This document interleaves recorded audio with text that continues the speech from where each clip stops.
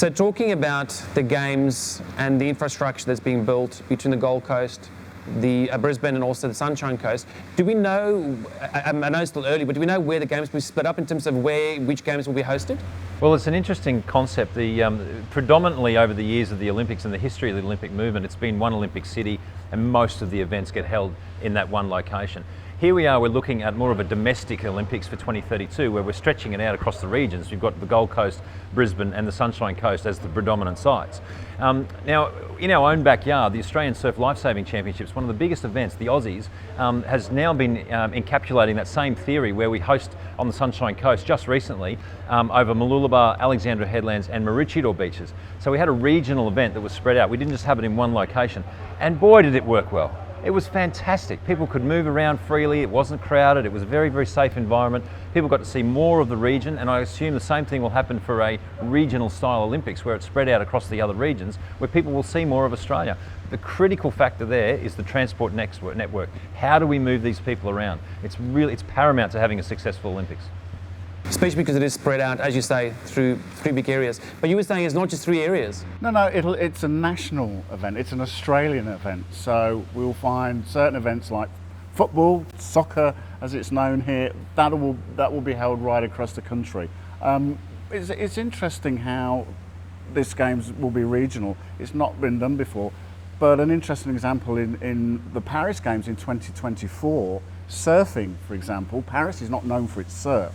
Surfing will be held in one of the Pacific Islands. So, the new norms are, fantastic. Anything goes in these Olympics. It's not just, as Jason said, a city-based thing. It's whatever you want to make of it, which is fantastic. Great opportunities. Yeah, it's amazing. It's not just technology that connects us and makes the world smaller. The games are going along the same lines as well. So, Jason, as you said, it's not just about the games being spread across the Sunshine Coast, Brisbane, and also the Gold Coast. Is actually national, as you said, with the football, for example.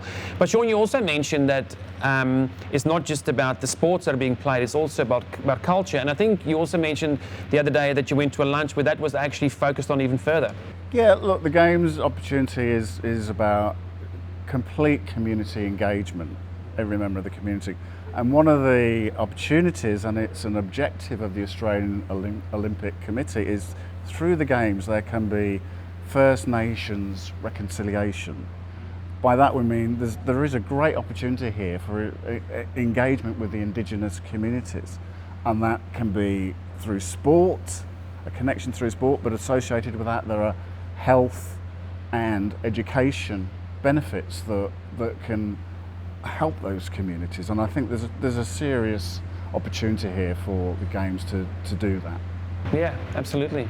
The cultural heritage is a really big part of our country, and I'm absolutely certain it'll be front and centre. Who could ever forget when Kathy Freeman won the 400 at the Olympics in Sydney, and when she lit the cauldron in front of billions and billions of people. Now, Australia has come a long way since then, and we've still got a fair way to go, but we've definitely come a long way since then.